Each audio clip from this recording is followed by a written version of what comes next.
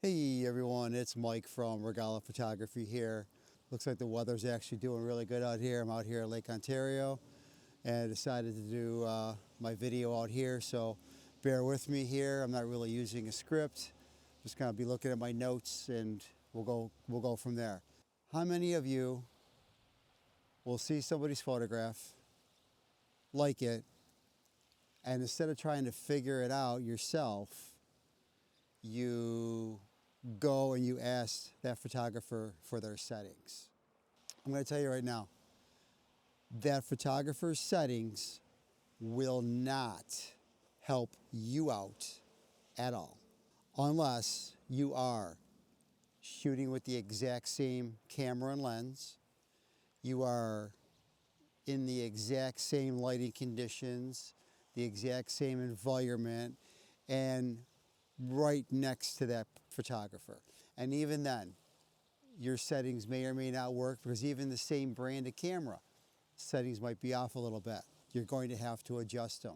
Do not ask for camera settings. They are not going to work. Now listen, before somebody chimes in here, yes, there are certain conditions, situations where getting someone's settings will get you in the ballpark. That's going to be, let's see, solar eclipse, the northern lights, fireworks displays, getting an idea of where you should be, an f9, maybe a 9-second shutter if you're doing fireworks.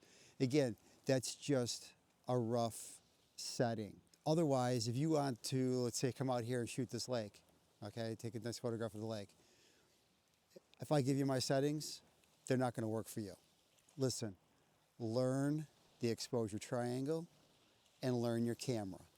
If you can do those two things, you'll be able to figure out any settings you need for your camera and for the shot you want to take.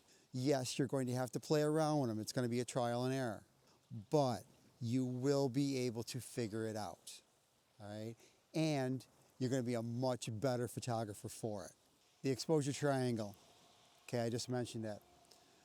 I have a video. I'll put the link up over here and down in the description below. Basically, it's aperture, shutter speed, and ISO.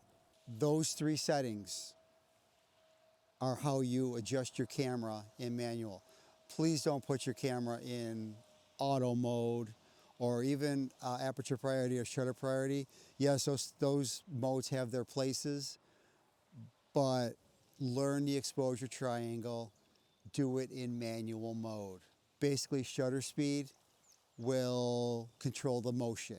Do you want to have motion blur or no motion blur? Okay, long exposure, or you want to capture action. Aperture or f-stop, that is your background.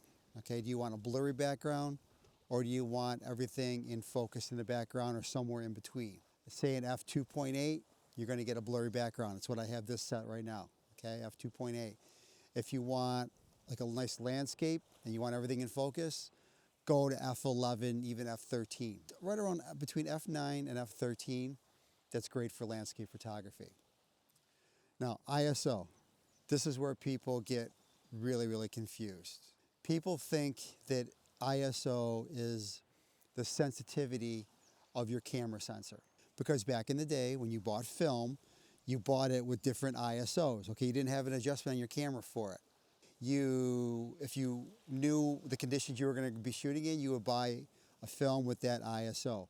So for instance, an f400 was a nice neutral. But if you knew it was going to be a bright sunny day, you would buy maybe a ISO of 200 or even 100. If it was going to be dark, you would go ISO 400, ISO 800. And basically, the higher the ISO went, you had a little more grain in your photo. Okay, so you had to be careful with that. Your camera sensor is different. What ISO is on the camera is basically a gain setting. So you increase the light, you decrease the light. But again, just like ISO on film, if you increase it too much or if you increase it, you're going to introduce some noise. Some noise might be okay. It looks really good and appealing in a photo. Sometimes those very pure digital sharpness photos, you really don't want that. You want them a little bit on the blurry side. And I don't mean blurry as in can't see it, but you want to have a little bit to unsharpen the edges a little bit. ISO is a gain setting for how light or dark you want it. And each camera has their own default or native ISO, so you'll have to look that up inside your camera manual. All right, I hope this video helped you out. Again, I have several videos talking about exposure, composition, exposure triangle, etc. And I'll post all those links down in the description below, or you can go into my channel and you can go and search for different things you're looking for, okay? Until next time, take care, everyone.